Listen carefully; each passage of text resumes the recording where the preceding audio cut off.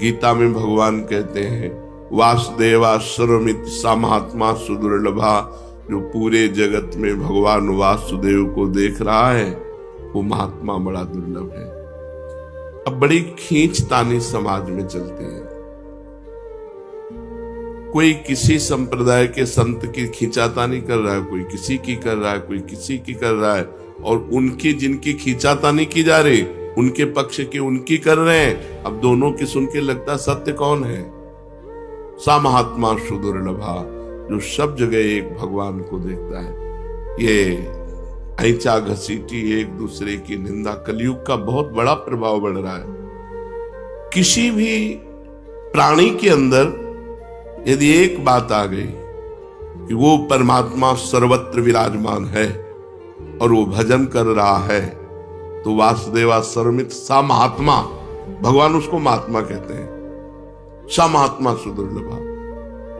किसी संत का अनादर किसी संत की वाणी के द्वारा मुझे तो समझ में नहीं आता। भगवान ने संत की परिभाषा बताई है, सा महात्मा वो महात्मा है जो वासुदेवा सर्वमिति। तो हम सबसे प्रार्थना करना चाहते हैं, यदि आप अपना परमार्थ बचाना चाहते हो, भगवान के मार्ग में अग्रसर होना चाहते हो, तो किसी की भी निंदा मत कीजिए। किसी की भी निंदा अगर करोगे तो आपका परमार्थ रुक जाएगा, आपका परमार्थ रुक जाएगा। जो दूसरों का हित कर रहे हैं, जो निर्विकार हैं, हम लोग पाषाण से भी भगवान प्रकट करने वाले हैं। हम सनातन धर्मावलंबी पत्थर से भी भगवान प्रकट कर लेते हैं। तो फिर जिसने हमारे भगवान को भजा उनकी हम चरण वंदना क्यों नहीं करते? जो भगवान को भजे, भगवान को हमारा सर झुकना चाहिए। हम ये नहीं कहते कि तुम वहां जाओ, लेकिन उनका नाम आते हैं आदर के सहित हम निंदा किसी। एक बार कोई राम बोले तो तुलसीदास जी कहते हैं, तुलसी जाके मुख से धोख्यो निकसत राम, ताके पग की पग तली मोरे तन की चाम। और वो राम को भजकर राममय हो गए। आप क्या समझते हो? थोड़ा सा आप धार्मिक बुद्धि को अध्यात्म में जोड़िए। अध्यात्म का तात्पर्य सर्वत्र विराजमान परमात्मा में एकाकार बुद्धि, तो आपको समझ में आ जाएगा। अरे क्रूर पापी में भी भगवान देखना है, फिर जो भगवानमय हो गए हैं उनकी निंदा स्तुति। तो ये जो संतों की निंदा करते हैं, ये अपनी मानसिकता को दिखाते हैं। तो हम सबको चाहिए, सत्संगियों को, कभी भी किसी भी संप्रदाय के किसी भी संत की निंदा नहीं करनी। कोई भी जो भगवान को प्राप्त होता है वो उसी धरा को पहुंच जाता है, चाहे जहां से चले वो वहीं परमात्मा को प्राप्त हो जाता है। जो सच्चे संत हैं, तो तुम्हारी श्रद्धा हो या ना हो, उनका प्रभाव बदल देगा। अगर कहीं श्रद्धा कर लो तो बहुत जल्दी काम बन जाएगा। पर श्रद्धा ना करने से, जैसे आप सोए हुए हो, सूर्योदय हो गया है पर आपको भान नहीं है, पर जब आंख खुलेगी तब आपको सूर्य का प्रकाश दिखाई देगा। ऐसे सच्चा संत मिल गया है पर आपका परिवर्तन नहीं होगा। परिवर्तन तब होगा जब श्रद्धा की आंख खुलेगी, तब आपको प्रकाश दिखाई देगा। अगर हम श्रद्धा पूर्वक किसी संत का सेवन करें तो बहुत जल्दी परिवर्तन हो जाएगा, और अगर अश्रद्धा से भी सेवन करें तो श्रद्धा आ जाएगी, धीरे धीरे श्रद्धा आ जाएगी। पर किसी संत की बाहरी परिवेश से हम किसी संत की आंतरिक स्थिति को नहीं जान सकते। बाहरी परिवेश उनका संसारिक हो सकता है, लेकिन अंतर में उनकी बहुत ऊंची स्थिति हो सकती है। अंतर की स्थिति को कोई अंतर वाला ही जान सकता है। संतों को एकांत में रहकर मौन साधना करना ठीक है, या लोक कल्याण के कार्य करना ठीक है? एक महात्मा परम सिद्ध शक्ति संपन्न एकांत में रहता है, लेकिन वहीं से जगत का मंगल करता है। सर्वे भवन्तु सुखिनः, सर्वे सन्तु निरामयाः, सर्वे भद्राणि पश्यन्तु मा कश्चित् दुःखभाग् भवेत्। उसके इतने जोर की ऊर्जा शक्ति होती, पूरे संसार के कल्याण करने के लिए उनके शरीर से परमाणु निकलकर जगत मंगल करते रहते। अगर ऐसे संत ना होते ना तो जितना पापाचरण हो रहा है ना तो भस्म हो जाए। ऐसी ऐसी मिसाइलें बनी है कि प्रांत का प्रांत आग लग जाए, नष्ट हो जाए। 25-100 किलोमीटर दूर तक मार करने वाली अब जरा सा बुद्धि खराब हो जाए तो प्रांत का प्रांत नष्ट हो जाए। और होंगे, अभी भजन हो रहा है, अभी भगवत शांति का प्रचार प्रकाश संतों से हो रहा है, कुछ प्रचार कर रहे हैं, कुछ प्रकाश कर रहे हैं। एकांत में जो बैठकर तो उनका प्रकाश होता है, उनके परमाणु जाते हैं और हर जीव के पापों का नाश करते हैं। एक है कि जो एकांत में बैठ करके खूब भजन करते हुए शक्ति संपन्न होकर जगत का मंगल करते हैं, वह एक है जो भजन करते हुए दूसरों को उपदेश देते हुए दूसरों का मंगल कल्याण करते हैं। अगर दोनों को तौला जाए तो पहले वाला श्रेष्ठ निकलेगा। अगर दोनों का तौला जाए कि कल्याण दोनों में से किसके ज्यादा होंगे, तो उसके ज्यादा होंगे जो एकांत में बैठकर भजन कर रहा, मौन, कभी बोला नहीं, पर उसमें जो भजन के परमाणु है वो जीवों का परम मंगल कर देंगे। जीवन मुक्त पुरुष महापुरुषों के द्वारा जो कर्म होते हैं, क्या वो पाप पुण्य जैसे होते हैं? जैसे एक संसारी आदमी काम करता है, अच्छा तो पुण्य हो गया, बुरा तो पाप हो गया। तो जीवन मुक्त पुरुषों के द्वारा जो कार्य संपादन होता है, तो क्या वो शुभ अशुभ की तरह होता है, पाप पुण्य की तरह होता है? तो कह रहे महापुरुषों के द्वारा जो क्रिया होती है उसे कर्म संज्ञा दी ही नहीं जाती, उसे लीला कही जाती है। लीला है, वो गंगा स्नान कर रहे हैं तो उनकी लीला है, और नाली में स्नान कर रहे हैं तो उनकी लीला है, उसको कर्म संज्ञा नहीं दी जाती। जहां कर्ता ही नहीं बचा, अहंकार ही नष्ट हो गया, तो अब वो पूरे विश्व को भंडारा करा रहे तो कोई पुण्य नहीं, और उसके द्वारा कुछ लीलाएं हो रही तो कोई पाप नहीं। वो पाप और पुण्य दोनों से बड़े। अब अच्छा हो रहा है तो उसकी प्रशंसा करेंगे संसारिक, और अगर उनकी बुद्धि के खिलाफ हो रहा है तो उनकी अवहेलना करेंगे। जो सिद्ध संत होते हैं, देखो इसी में परीक्षित जी को संशय हो गया था कि धर्म के लिए भगवान ने अवतार लिया, वही रात्रि में एकांत में गोपिकाओं को बुला करके रास करना, ये क्या धर्म के विरुद्ध नहीं हुआ? परीक्षित जी के इसी प्रश्न से रास का विश्राम कर दिया कि ये तो, जबकि परीक्षित जी लोक संग्रह के लिए प्रश्न, तब उन्होंने कहा कि जो भगवान शंकर जैसे हैं वो विष का पान किया, दूसरा पान करे तो मर जाएगा। ऐसे ही जो महापुरुष है वो जो कर रहे वो हमें नहीं करना, वो जो उपदेश कर रहे और उपदेश से जो उनके आचरण मिले वो करना, बकाया नहीं करना। वो महापुरुष है, उनकी लीला है, वो क्या कर रहे। तो क्या महापुरुषों के द्वारा पापाचरण भी होता है क्या? ये तो साधनावस्था में ही छूट गया था, तो सिद्धावस्था में कैसे हो सकता है? तुम्हारी मति गति के परे की लीला हो सकती है। जैसे ब्रज के भक्तों में पढ़ना, ग्वारिया बाबा,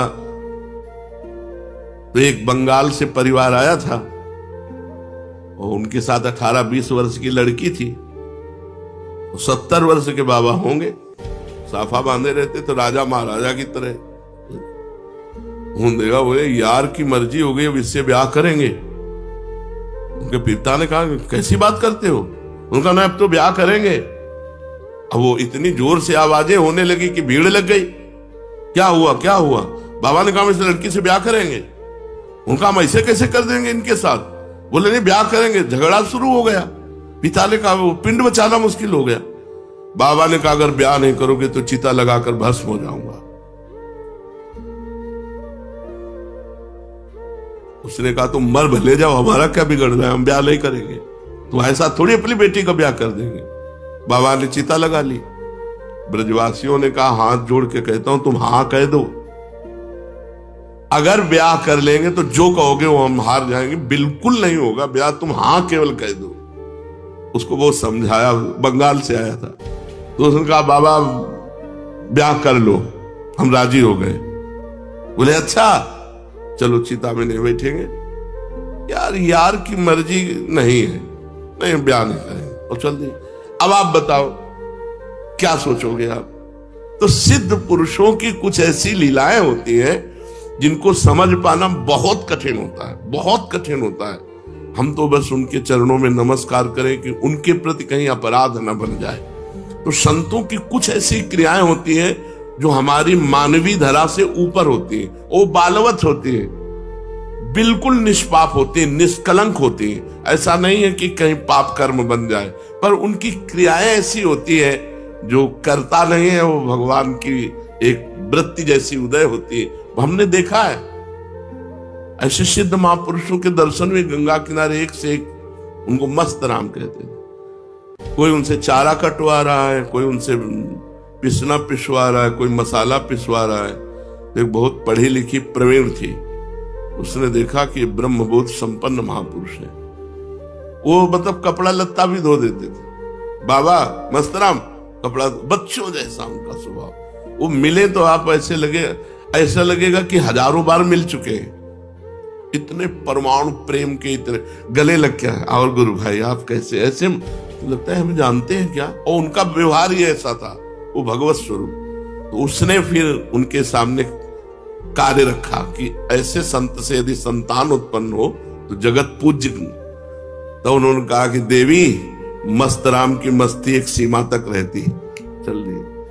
वो समझ रहे थे कि बावरे हैं, तो उनका देवी मस्त राम की मस्ती एक सीमा तक रहती है, और घर के बाहर निकल गए। उन्होंने खुद संतों से अपनी बात बताई। तो कुछ संत ऐसे होते हैं जो सीमा से ऊपर होते हैं, हमारी बौद्धिक धरा से। हमें किसी की निंदा नहीं करनी।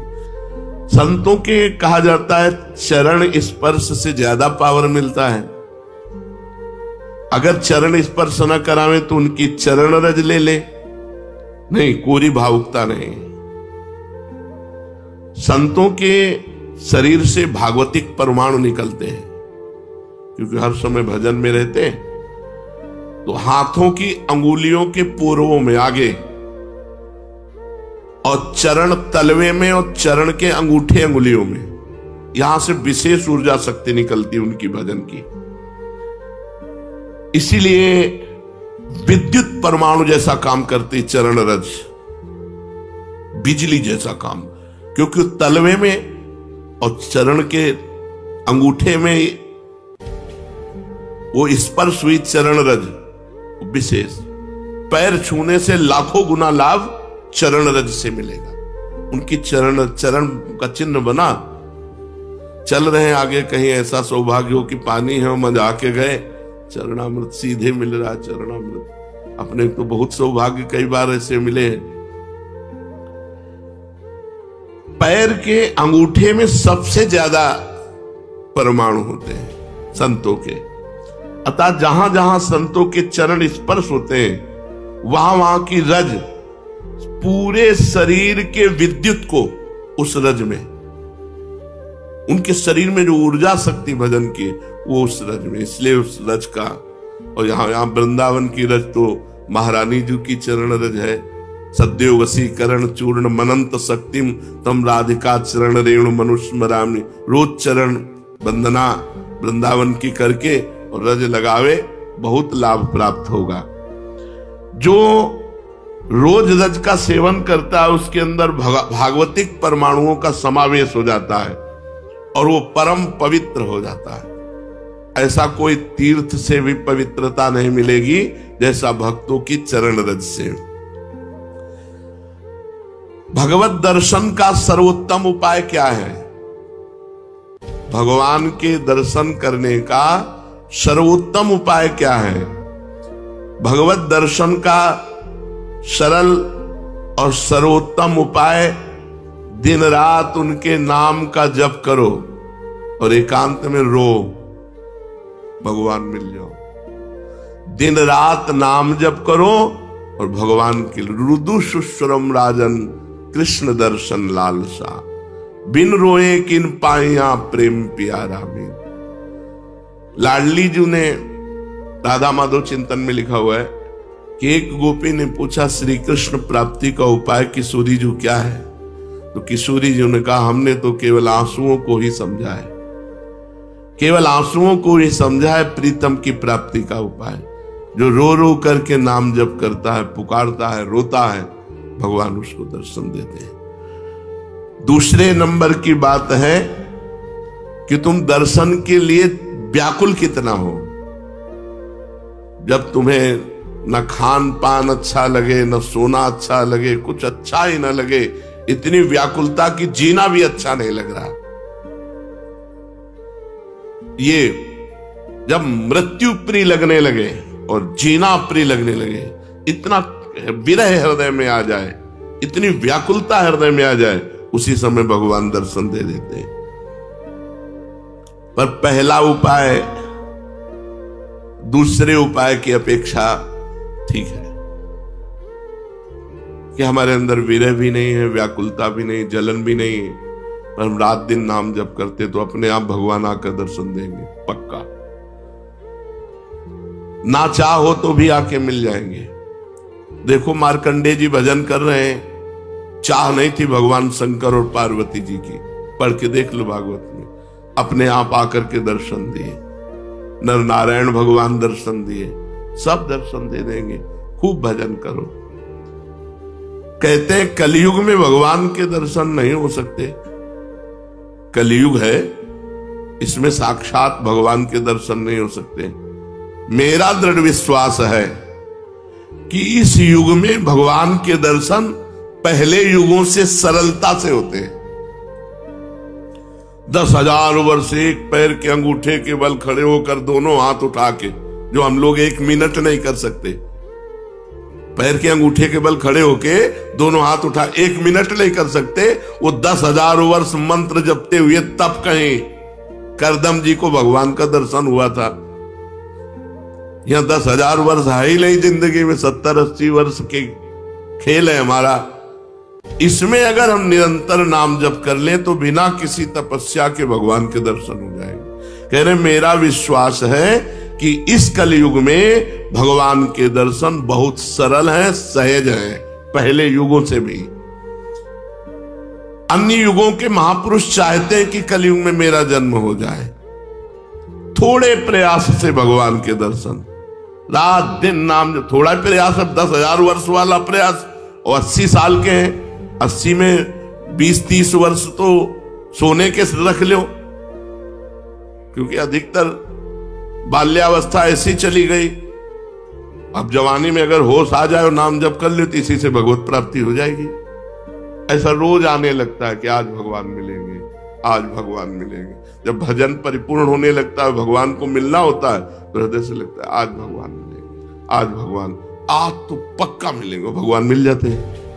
भगवान फिर कोई न कोई रूप रख करके आते हैं और वो अनुभव कराते हैं, मैं हूं, देखो मैं हूं। अपने को तो अन्य रूपों की बात क्या, साक्षात रूप में भगवान शंकर काशी के घाटों में आए, पर ये बस था भूख प्यास सहते हुए, आज भगवान मिलेंगे, आज भगवान मिलेंगे, आज पक्का मिलेंगे। दोपहर की तपती हुई भूमि, जो पूरे घाटों में कोई व्यक्ति न दिखाई दे, नंगे पैर, हाथ में त्रिशूल लिए हुए, जटाओं का, अरे दौड़ पड़े, साष्टांग दंडवत। अब उस आनंद का क्या वर्णन, बस उन्होंने भी 1 उंगली उठाई थी, बस हमने सत्संग में पीछे भी बताया, 1 उंगली उठाई थी, बोले कुछ नहीं थे। वो एक है, बस एक है, अनेक कोई नहीं, अन्य कोई नहीं। जो किसी की निंदा करता है वो अभी अज्ञानी है, अन्य की निंदा नहीं। यहां तो पापी की भी निंदा नहीं की गई है। ये क्रूरापि पापिनो न च सताम संभास्य दृश्यास्य सर्वान् वस्तुतया निरीक्ष परम स्वाराध्य बुद्धिर्मम। मेरा दृढ़ विश्वास है कलयुग में थोड़े ही भजन से भगवान का साक्षात्कार हो जाता, क्योंकि अल्पायु है हम लोगों की। भगवान के दर्शन कैसे होते हैं, कैसे कैसे कैसे भगवान के दर्शन होते हैं? जप से, तप से, बड़ी बड़ी साधनाओं से भगवान के दर्शन होते। कैसे होते? भगवान मेरे हैं और बस मुझे मिलना है, मुझे प्रियाजू से मिलना है, मुझे प्रभु से मिलना है। बस बहुत सरलता की बात है, भगवान मेरे हैं। जितना माँ से प्यार है, जितना बहन से प्यार है, जितना शरीर से प्यार है, जितना पुत्र से प्यार है, उतना भगवान से प्यार हो जाए, भगवान मिल जाएंगे। उनको तो थोड़ा भी प्यार दे दो तो मिल जाएंगे वो, पर थोड़ा भी प्यार नहीं है, कैसे भगवान मिले? कौन भगवान से मिलना चाहता है? किसको व्याकुलता हुई? कौन रात भर जगा भगवान से मिलने के लिए? कौन कई दिन भूखा रहा भगवान से मिलने के लिए? ये बातें हैं। सबकी ममता ताग बटोरी, मम पद मन ही बांध बर डोरी। अब प्रभु के सिवा मेरा कोई नहीं, मेरे तो गिरधर गोपाल, दूसरों न कोई। हृदय व्याकुल है प्रभु के मिलने। वो इतने तक तो पहुंचना ही नहीं पड़ता, इसके पहले ही वो हृदय और मानस में छाने लगते हैं। साक्षात